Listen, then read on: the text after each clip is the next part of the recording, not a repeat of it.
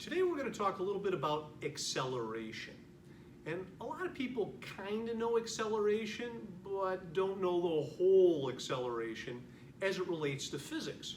So that's what we're going to discuss today, and then we're going to do a couple problems later on. So let's get started. Acceleration. So first of all, I'm going to abbreviate acceleration with a lowercase a and a bar over it. We're going to talk about average acceleration. So a nice, smooth, consistent acceleration. Now, what's the definition for acceleration? When the velocity of an object changes. So when the velocity of an object changes, anytime the velocity of an object changes, that object is said to be accelerating. So it turns out there's three different ways that an object can actually change its velocity and accelerate. So let's go ahead and write those down. 1, 2, 3. Most people are familiar with the first one, right? Speeding up. If an object speeds up, it's accelerating, right? Because its velocity is changing. So if an object is speeding up, it's accelerating. Also, and this one's a little different, what if an object slows down? What if you're in a car and you put your foot on the brakes and you slow down? Well, isn't that decelerate? Yes, it is decelerate, but we can also say the car is accelerating. That would be perfectly acceptable in physics. So if I touch the brakes on my car and I slow down from 10 to 0 miles an hour, I have accelerated. Or you could also say I decelerated. Same thing, right? So slow down. If you're slowing down, you are accelerating. And the third one, a lot of people miss that. Remember, velocity is a vector. It has a magnitude. That's kind of what we discussed here. The number went up or the number went down. But it also has a direction. So if you are changing direction, you're accelerating. So let's write that down. Change direction. So think about that.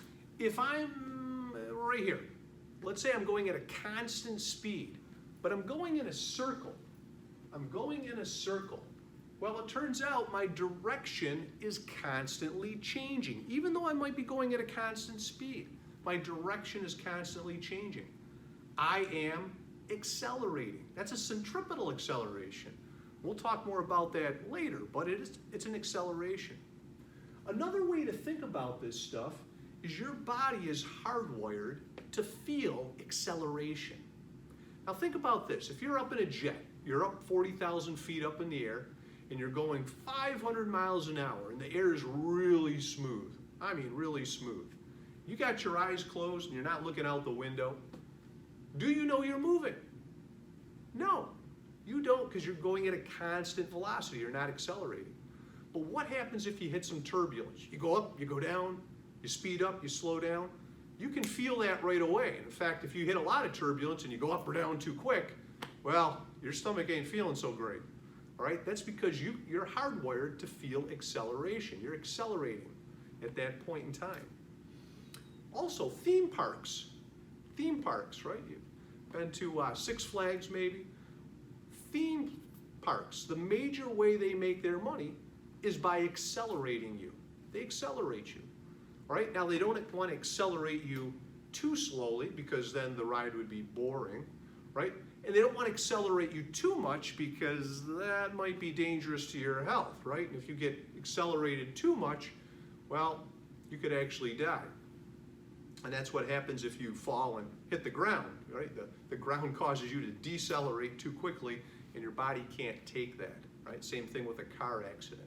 So theme parks don't want to accelerate you too much, but they don't want to accelerate you too little. So they got to kind of find that fine range of accelerations. So you go away enjoying the ride, but yet it's a safe ride, right? So you can feel acceleration. You can feel that. All right, let's take this a little bit further. I'm going to go ahead and write the formula. It is just like the definition says. So average acceleration equals a change in velocity over time. Remember, we said anytime the velocity of an object changes over a period of time, it's said to be accelerating. Now, this little triangle here is the Greek letter delta, and that means change. That means change. So I'm going to pronounce this as the average acceleration equals the change in velocity, or delta v, over t. So I can actually rewrite this formula, and oftentimes I'll do this. And I'll rewrite it like this. Average velocity equals, because whenever you hear change, you should think final minus initial. So we're talking about velocity here, so final velocity minus the initial velocity over time.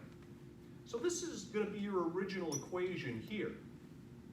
But anytime you use this equation, you should kind of think of it like this. Final minus initial divided by time. This is usually going to be the more useful form right there. Now, let's go ahead and talk about units here, because this really confuses some people. Units. So first of all, we want to talk about the units for acceleration. So let's break this up. What are the units for velocity? Meters per second. So I'm going to write that down. Meters per second. And then I got that. And what are the units for time? Seconds. Now, some people think of this as, meters per second per second. You can say that, but often in physics, we'll write this a little bit differently, right? You'll hear it as meters per second squared. People are like, where did that come from? This is where it comes from. Meters per second, that's in the numerator. This is your denominator down here, and I want to turn that into a fraction. So I'm going to take this s and put it over 1. I just made a fraction out of it, but I didn't change its value. Now what I want to do is I want to simplify this. So when I simplify this, I basically take this and I flip it up. Or another way of looking at it is, this is s over 1. So I'm going to multiply the bottom by 1 over s, and I'm going to multiply the top by 1 over s, because whatever I do to the bottom, I got to do to the top. So s over s is 1. This basically cancels out. Gone. Now let's take a look at this on top. M times 1 is m. S times s is s squared. And this is how you're usually going to see the units in physics. Meters per second squared. Meters per second squared. And you really got to know where that comes from, and then you got to understand, what does that mean? Because when I give you an acceleration, I want you to kind of conceptually understand what that means, and not just kind of, well, it's just 3 meters per second squared. It is. No, what does that actually mean? So let's go over that. Let's go over that. Let's see here. I got some room. Here we go. Let's say an object is accelerating at 2 meters per second squared. Another way of thinking about that is this. The object, its velocity is changing by 2 meters per second each and every 1 second. That's what that actually means. An object's velocity is changing by, in this case, increasing by 2 meters per second each and every second. So let's show you, using a picture, what's going on. All right, so an object going in this direction. The initial velocity, let's set that to be 0. And this object's going to begin to accelerate at 2 meters per second squared, or 2 meters per second each and every second. So what this means is this. After 1 second, how fast is that object going? Well, it's going 2 meters per second. Notice its velocity has increased by 2 meters per second during that 1 second. Now let's say this continues and another second passes. How fast is the object going now? It's going 4 meters per second, because its velocity increased by another 2 meters per second during that 1 second. And let's take it one more step further. Another second passes by. So what's the new speed or the new velocity? Well, the object gains an additional 2 meters per second of velocity during this 1 second. So 4 plus 2 more, 6 meters per second. So that's what it means to accelerate at 2 meters per second squared. Now, let me give you one more situation here. What if the object's accelerating at negative 2 meters per second squared? Right? What's going on there? So let me write that down. So the acceleration is negative 2 meters per second squared. So that usually means that it's losing 2 meters per second of velocity each and every second. We'll talk a little bit more about that later. But for now, let's just say that this is losing velocity. And it's losing velocity at a rate of 2 meters per second squared. So here's my diagram. And let's say the object's going 6 meters per second. So that's our initial velocity. And this object's gonna accelerate at negative 2 meters per second squared. So what's gonna happen here is it's gonna lose 2 meters per second of velocity each and every second. So after the first second,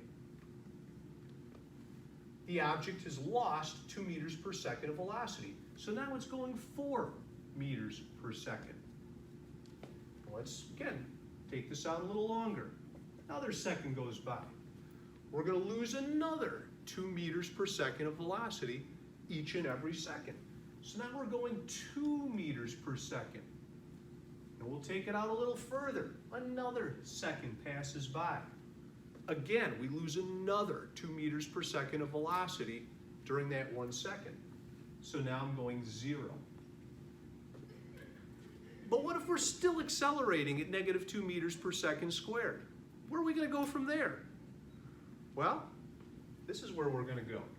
If another second goes by and we're still accelerating at negative 2 meters per second squared, we're actually going to start to speed up in the opposite direction.